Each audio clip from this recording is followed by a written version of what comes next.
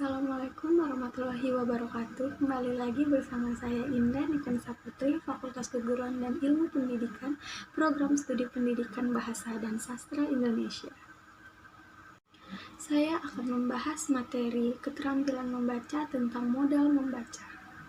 Pengetahuan tentang teknik membaca. Secara garis besar, pengetahuan teknik membaca meliputi pengetahuan tentang aspek-aspek membaca, pengetahuan tentang teknik membaca cepat, dan pengetahuan tentang membaca telaah. A. Pengetahuan tentang aspek-aspek membaca. Pertama, ada keterampilan mengenali kata dan tanda baca.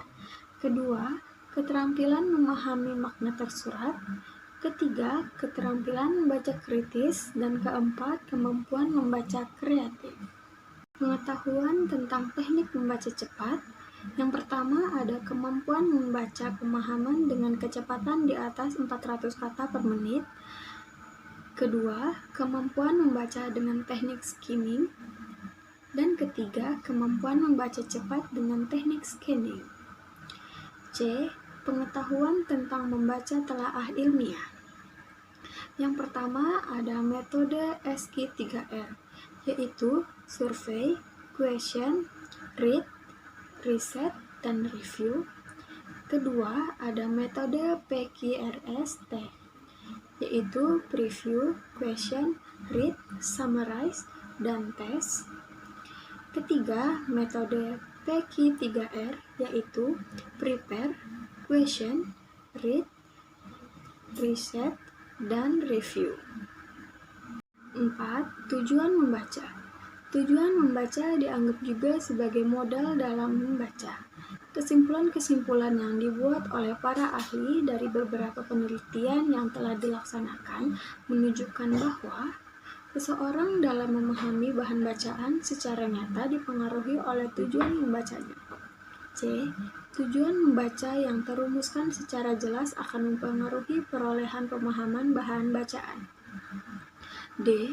Seseorang yang mempunyai daya baca tinggi atau baik mampu memanfaatkan teknik membaca yang bervariasi sejalan dengan tujuan membaca yang akan dicapainya. A. Gerakan bola mata dalam membaca berubah kecepatan sejalan dengan perubahan tujuan pembaca. Definisi keterampilan membaca. Membaca adalah salah satu dari 4 kemampuan berbahasa pokok dan suatu bagian atau komponen dari komunikasi tulisan. Dalam komunikasi tulisan, lambang-lambang bunyi diubah menjadi lambang-lambang tulisan atau huruf. 1. Membaca adalah aktivitas yang kompleks dengan menggerakkan sejumlah tindakan yang terpisah-pisah.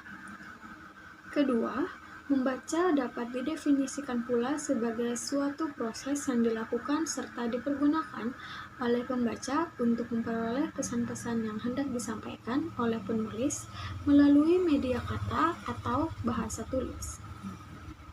Ketiga, Andreson dikutip dalam Tarigan 2008 menjelaskan, dari segi linguistik, membaca adalah suatu proses penyediaan kembali dan pembacaan beralian dengan berbicara dan menulis yang justru melibatkan penyediaan. Kemampuan berbahasa lisan dan jenis-jenis situasi membaca. A. Kemampuan berbahasa atau kemampuan berkomunikasi lisan. Kemampuan membaca adalah kemampuan seseorang setelah ia dapat berkomunikasi lisan, atau dengan kata lain dalam urutan perolehan kemampuan berbahasa atau urutan normal. Komunikasi lisan mendahului komunikasi tulis. Tentu harus dapat membaca dengan mendengar terlebih dahulu. Contohnya, di mana anak kecil lebih dulu belajar berbicara sebelum ia dapat menulis, karena biasanya pembicaraan saat berkomunikasi secara lisan cenderung kurang berstruktur dibandingkan dengan ekspresi tulis yang lebih berstruktur. B. Jenis-jenis situasi membaca. A. Membaca nyaring dan membaca dalam hati. Membaca nyaring merupakan proses mengkomunikasikan isi bacaan dengan nyaring kepada orang lain. B. Membaca ekstensif dan membaca intensif. Membaca ekstensif merupakan membaca yang dilakukan secara luas pada siswa, diberikan kebebasan dan keleluasaan dalam hal memiliki baik jenis maupun lingkup bahan-bahan bacaan yang dibacanya. C. Membaca intensif. Membaca intensif merupakan program kegiatan membaca yang dilakukan secara saksama. Dalam membaca ini, para siswa hanya membaca satu atau beberapa pilihan dari beberapa bahan bacaan yang ada. Pengetahuan tentang teknik membaca. Teknik membaca yaitu baca pilih atau selecting, dilakukan dengan cara memilih bahan atau bagian bacaan yang dianggap relevan dengan kebutuhan pembacanya. Selanjutnya, baca lompat atau skipping dipakai untuk menemukan bagian bacaan relevan dengan kebutuhan pembacanya, dilakukan dengan cara melompati bagian-bagian yang tidak diperlukan. Selanjutnya, baca layap atau skimming adalah membaca dengan kecepatan untuk mengetahui isi umum atau bagian suatu bacaan. Ia juga menyebutkan bahwa skimming bacaan adalah mencari hal-hal penting dari sebuah bacaan, yaitu ide pokok dan detail yang penting. Dalam hal ini tidak selalu di permukaan, tetapi terkadang di tengah atau di bagian dasar. Selanjutnya, baca tetap atau scanning. Jenis membaca ini adalah jenis membaca yang sangat cepat. Sudarso 2006.89 menyebutkan bahwa scanning adalah sebuah teknik membaca untuk mendapatkan suatu informasi tanpa membaca yang lain-lain. Dan yang terakhir ada skimming dan scanning. Ada teknik membaca bottom up dan top down.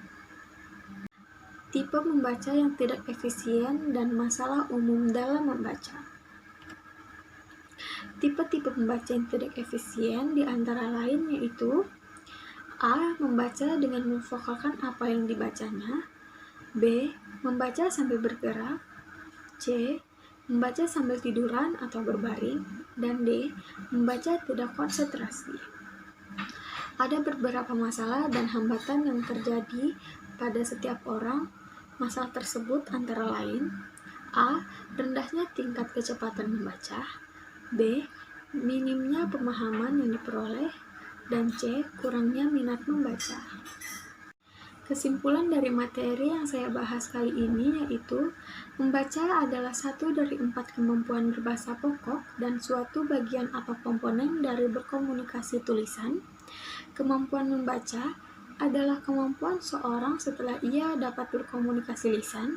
Keterampilan membaca adalah proses produksi yang menghasilkan pengetahuan, pengalaman, dan sikap-sikap baru.